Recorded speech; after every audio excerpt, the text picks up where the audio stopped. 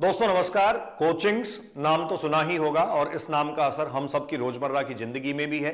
सिर्फ बच्चों ही नहीं, अभिभावकों की जिंदगी में भी कोचिंग्स का सीधा सीधा दखल है।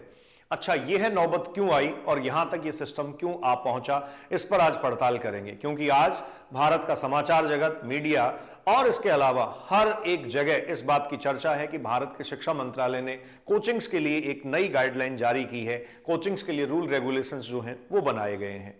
मेरे पड़ोस में गुप्ता जी कॉर्नर पर अपने 50-60 बच्चों को ट्यूशन देते हैं, सुबह से शाम वो बच्चों को पढ़ाते हैं। तो अब उनका भी घर कोचिंग कहा जाएगा, इस तरीके की कुछ नियमावली है। आप सब लोगों से मेरा आह्वान है, आग्रह है, निवेदन है, इस वीडियो को पूरा देखने के बाद अपना ओपिनियन बनाएं और इस वीडियो को देखने के बाद आप कमेंट बॉक्स में टिप्पणी अपनी जरूर करें।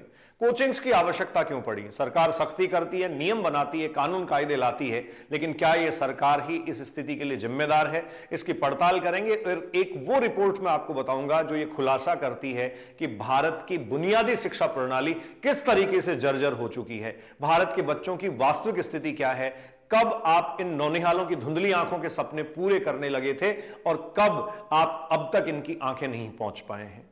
आइए बात करते हैं, पड़ताल करते हैं। मैं जब 90s के दौर में पढ़ा करता था तो इंडिविजुअल ट्यूशन का दौर था। किसी एक शिक्षक के यहां, किसी एक टीचर के यहां, जो सब्जेक्ट टीचर्स हमें यहां पढ़ाते थे, फिजिक्स, केमिस्ट्री, बायोलॉजी, उनके घर पर ट्यूशन जाने का चलन था। जो बच्चे समृद्ध थे, ठीक ठाक स्थिति में थे या फिर जिनको जरूरत होती थी वो उनके घर तक जाते थे, उनको मासिक मंथली एक पैसा देते थे और वहां कोचिंग ट्यूशन लेते थे। ये इंडिविजुअल ट्यूशन जो है वो लगातार फलता फूलता रहा। मैंने अपने स्टूडेंट लाइफ में ऐसे सैकड़ों लेक्चरर्स स्कूल एजुकेशन और कॉलेज एजुकेशन के देखे हैं जिनके घर के बाहर हजारों बच्चों की लाइन लगा करती थी, सैकड़ों से लेकर हजारों बच्चों तक की लाइन। और ये जैसे जैसे बड़े होने लगे, बढ़ते गए, शायद मुझे लगा कि सरकारी सिस्टम कमजोर होता चला गया। क्योंकि आपको याद दिला दूं, उस दौर में ये वो सारे शिक्षक थे जो कहीं ना कहीं सरकारी सिस्टम का ही पार्ट थे। मैं खुद भी ऐसे कई सारे शिक्षकों से पढ़ा हुआ हूं और सभी शिक्षकों को करबद्ध निवेदन करते हुए, हाथ जोड़ते हुए, प्रणाम करते हुए ये कहता हूं कि गुस्ताखी अगर हो तो माफ हो, लेकिन सच्चाई सच्चाई ही है। ये सब आगे बढ़े और लगातार इनका इस तरीके का ट्यूशन का दोष जो आगे बढ़ा वो कहीं ना कहीं जाके कोचिंग्स के रूप में आया। सरकारी सिस्टम लगातार जर्जर होता रहा और कोचिंग इंडस्ट्री ने अपने पांव जमा लिए, अपनी पकड़ बना ली।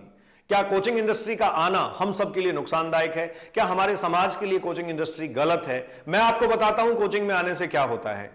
बहुत सारे ऐसे बच्चे हैं, रूरल एरियाज के देखिए, ग्रामीण क्षेत्रों की वो प्रतिभाएं देखिए जो अगर आम कोचिंग्स नहीं होते, शहरों की कोचिंग, छोटे कस्बों की कोचिंग्स नहीं होते तो शायद देश भर में, दुनिया भर में चकाचौंध वाली वो जगह नहीं देख पाते जिनको आप IITs, IIMs और आप एम्स कहते हैं।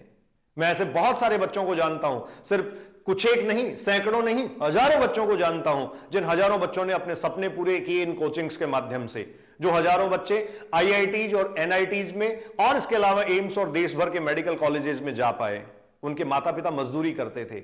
ऐसे मैंने बहुत सारे लोग देखे हैं, पिता ट्रक चलाते हैं, मजदूरी करते हैं, मां नरेगा में मजदूरी पे जाती है, लेकिन बेटा IIT में पढ़ता है। वो तभी संभव हो पाया जब वो सरकारी सिस्टम की नाकामियों की भरपाई इन कोचिंग सेंटर के लोगों ने की। वो सरकारी सिस्टम की जो खामियां थी, इन खामियों की लीपापोती हम जैसे शिक्षकों ने खड़े होकर की। मैं इस बात के लिए कतई जो है वो शिक्षकों को, उन शिक्षकों को जिम्मेदार नहीं ठहराना चाह रहा हूं। मैं जिम्मेदार ठहराना चाह रहा हूं उस समय के सरकारी तंत्र को, उस सिस्टम को। और हद तो तब हो गई जब एक बड़े मीडिया हाउस ने एक खबर लिखी, मैं आज ही पढ़ रहा था, जिसमें वो कह रहा था कोचिंग सेंटर्स वालों के कोचिंग्स के बुरे दिन आ गए और अब सरकार ने 16 साल से कम उम्र के बच्चों की कोचिंग बंद कर दी। शर्म तो सरकार को आनी चाहिए और शर्म ऐसे मीडिया हाउसेज को भी आनी चाहिए जो ऐसी खबर छापने से पहले कभी सरकार की आलोचना में क्यों नहीं बोलते हैं। आपको जब मैं रिपोर्ट दिखाऊंगा तो पैरों तले जमीन खिसक जाएगी, भारत की स्थिति क्या है। शर्म सरकार को इसलिए भी आनी चाहिए क्योंकि भारत में प्राइमरी एजुकेशन और एलिमेंट्री एजुकेशन जो बुनियादी शिक्षा है उसकी स्थिति बहुत ज्यादा खराब है। आप रोज देखते होंगे ना, कभी बिहार का वीडियो वायरल होता है, कभी राजस्थान का, कभी उत्तर पूर्व का वीडियो वायरल होता है जिसमें शिक्षक जो है वो सही तरीके से सामान्य ज्ञान की बातें नहीं बता पाता या अंग्रेजी के 2 वाक्यांश नहीं बता पाता, या फिर आप देखते होंगे कि कहीं अचानक सुपरवाइजर जब पहुंचता है तो शिक्षक जवाब नहीं दे पाता। क्या ऐसे शिक्षक भर्ती किए जाने चाहिए थे सरकारी सिस्टम में? क्या ऐसे शिक्षकों की जगह होनी चाहिए थी? वो सरकारी सिस्टम कॉलेप्स होता जा रहा है, वो कॉलेप्स हुआ, वो सरकारी सिस्टम कॉलेप्स हुआ तो ये भीड़ कहीं तो जाती ना। पैरेलल जगह बनाई गई, बराबर में एक जगह तैयार की गई और उसका नाम कोचिंग है।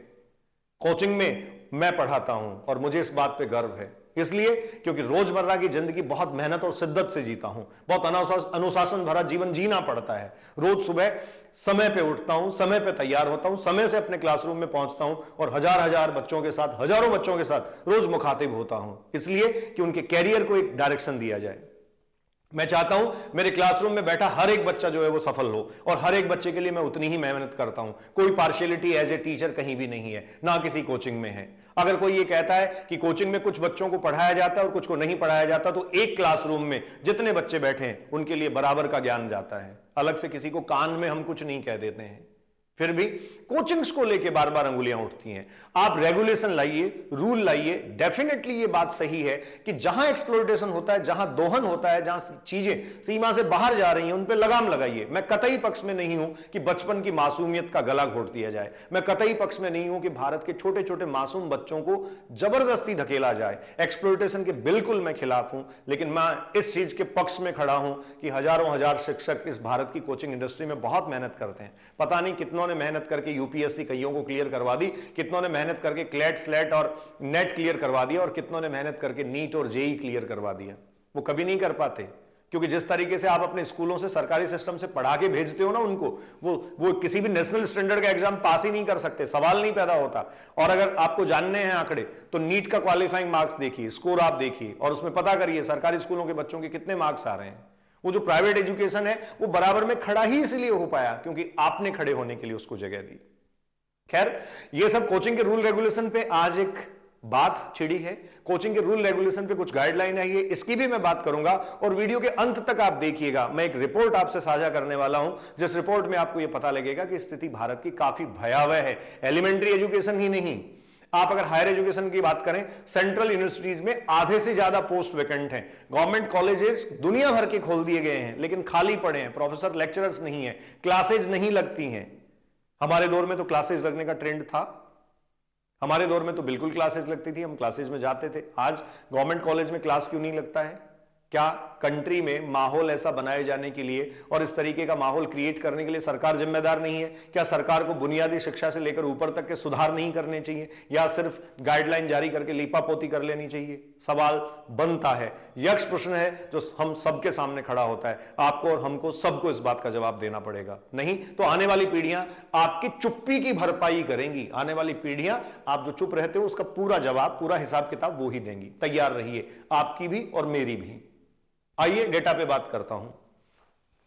तो दोस्तों पहले तो इस खबर की पड़ताल कर लेते हैं, इस खबर पे बात कर लेते हैं। जैसा यहां मेंशन किया गया है, शिक्षा मंत्रालय का कोचिंग संस्थानों के लिए दिशा निर्देश। कोचिंग में 16 साल से छोटे बच्चों को प्रवेश नहीं। ये 16 ईयर्स यहां एज मेंशन की गई है, लेकिन साथ में आप ध्यान रखें ये 10वीं कक्षा तक के बच्चों को नहीं लेना है। 10वीं कक्षा के बाद जो है बच्चे वहां आ सकते हैं। जैसे कोचिंग संस्थान में अब 16 साल से कम उम्र के बच्चे प्रवेश नहीं ले पाएंगे, तो कोचिंग में नामांकन जो है वो 10वीं कक्षा की परीक्षा 10वीं कक्षा जो है उसकी परीक्षा के बाद ही हो पाएगा। रिपोर्ट में हवाला दिया गया है कि यह सब जो है वो डेफिनेटली इसलिए एक स्टेप उठाया गया क्योंकि शिक्षा मंत्रालय नहीं चाहता कि देश भर में जो आत्महत्या के मामले बढ़ रहे हैं इन सब मामलों में और बढ़ोतरी आए। अच्छा, मैं जानना ये चाहता हूं और ये मैं कहना भी चाहता हूं, निसंदेह आत्महत्या के मामले बढ़ना और किसी के घर के चिराग का चले जाना बहुत ही दुखदायी अपने आप में है, लेकिन ये आत्महत्या के मामले एम्स में भी होते हैं, IITs में भी होते हैं, NITs में होते हैं। मैं बिल्कुल भी इस बात का समर्थन नहीं कर रहा हूं कि वहां होते हैं इसलिए कोचिंग में होना जस्टिफाइड है, बिल्कुल जस्टिफाइड नहीं है, लेकिन फिर भी इन सबको रोकने के समेकित उपाय किए जाने की आवश्यकता है। आगे यहां लिखा गया, मंत्रालय ने कहा कोचिंग संस्थान स्नातक से कम योग्यता वाले शिक्षक नहीं रख पाएंगे। स्नातक से नीचा शिक्षक वहां जो है मुझे नहीं लगता कि सरवाइव कर पाएगा और चलता भी नहीं होगा। तो मोटे मोटे कुछ रूल रेगुलेशन की बात कर लेते हैं। जैसा मैं कह रहा था, 50 से अधिक विद्यार्थी जहां पढ़ेंगे उसे कोचिंग सेंटर माना जाएगा। इसमें खेल, नृत्य, थिएटर, अन्य रचनात्मक गतिविधि शामिल नहीं होंगी। स्कूल की समय अवधि में कोचिंग नहीं लग सकेगा। छात्रों और शिक्षकों को साप्ताहिक अवकाश देना जरूरी होगा।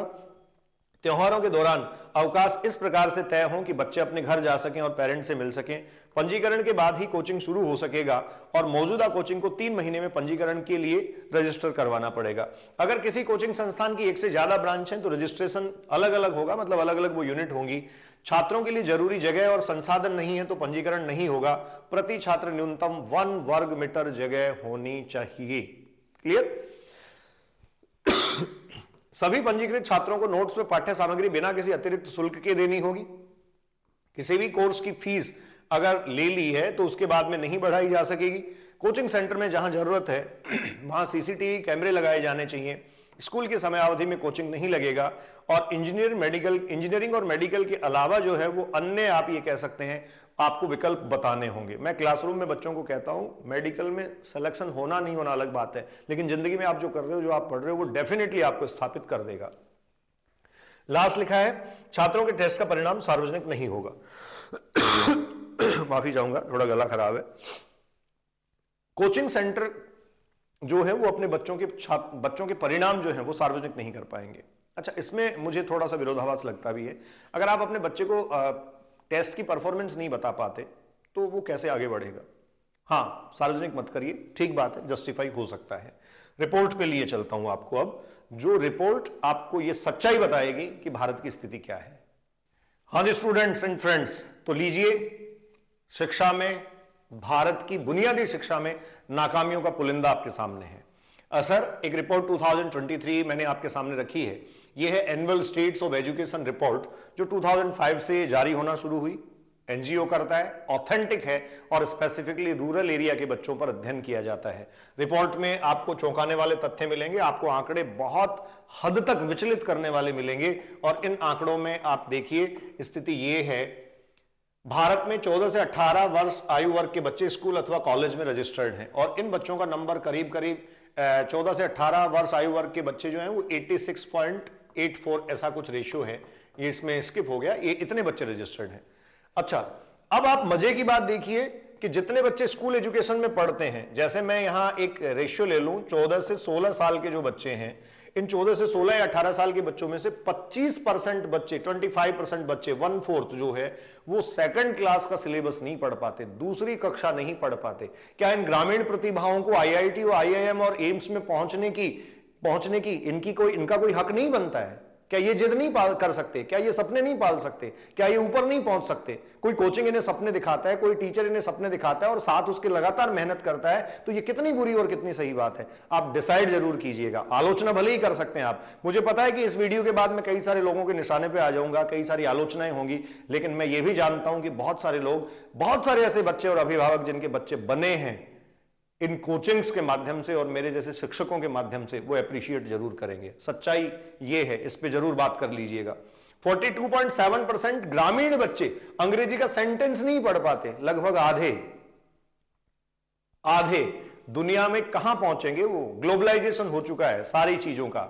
आप चाय की थड़ी पे पैसा चुकाते हैं ना, समोसे की दुकान पे समोसे का पैसा देते हैं, तो वहां भी आप पेटीएम करते हैं आजकल। सब कुछ ग्लोबलाइज्ड है, लेकिन आपके यहां करीब 43% बच्चे जो हैं वो इंग्लिश का सेंटेंस नहीं पढ़ पाते, और जो पढ़ पाते हैं उनमें से बहुत सारे इसका अर्थ नहीं बता पाते। यह रिपोर्ट भारत के 26 राज्यों और 28 ग्रामीण जिलों पर अध्ययन द्वारा तैयार की गई, जो 26 स्टेट्स हैं वहां से ली गई और 28 ग्रामीण जिले हैं। इनमें देखो मैं आपको बता दूं, बिहार और यूपी के 2-2 जिले लिए गए, बाकी सब जगह से 1-1 जिला लिया गया। बिहार और उत्तर प्रदेश के 2 जिले लिए गए, सबका 1-1 स्टेट लिया गया है। अगली स्लाइड आप देखेंगे तो आपको यह भी क्लियर हो जाएगा कि ये जो असर जिस रिपोर्ट को हम कह रहे हैं, बियॉन्ड द बेसिक्स के नाम से जो जारी की गई, इसमें आधार क्या लिया गया था? इसमें बच्चे की बेसिक रीडिंग स्किल क्या है, ये आधार था। मैथ और इंग्लिश की उसकी एबिलिटी क्या है, क्या तार्किक क्षमता और उसकी योग्यता है। बेसिक स्किल्स, उसकी डेली रूटीन में जो कैलकुलेशंस होते हैं वो क्या है। आप बच्चे को दुकान पे सामान देने भेजते हैं, 17 रुपए का सामान आया, 50 दे के भेजे थे, तो उसको ये पता करना है कि बचे हुए कितने थे। ऐसा भी नहीं कर पाते बहुत सारे बच्चे। डिजिटल और टेक्निक स्किल्स उसकी जो है वो क्या है, क्योंकि मीडिया की पहुंच या फिर आप कह सकते हैं स्मार्टफोन की पहुंच, जो डिजिटल मीडिया है, उसकी पहुंच आजकल हर बच्चे तक हो गई है। और इस मामले में करीब 90% तक ये पहुंच बताई गई इसी रिपोर्ट में कि 90% बच्चों तक डिजिटल जो प्लेटफॉर्म है वो पहुंचे हैं, लेकिन उनमें भी लड़का और लड़की में काफी बड़ा गैप है।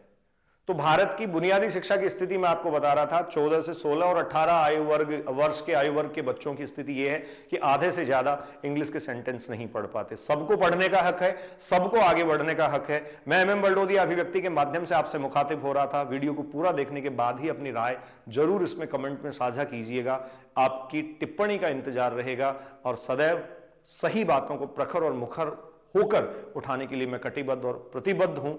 अभिव्यक्ति की सबसे पहली जिम्मेदारी, the authenticity is our priority. Enjoy your life, be safe, thank you.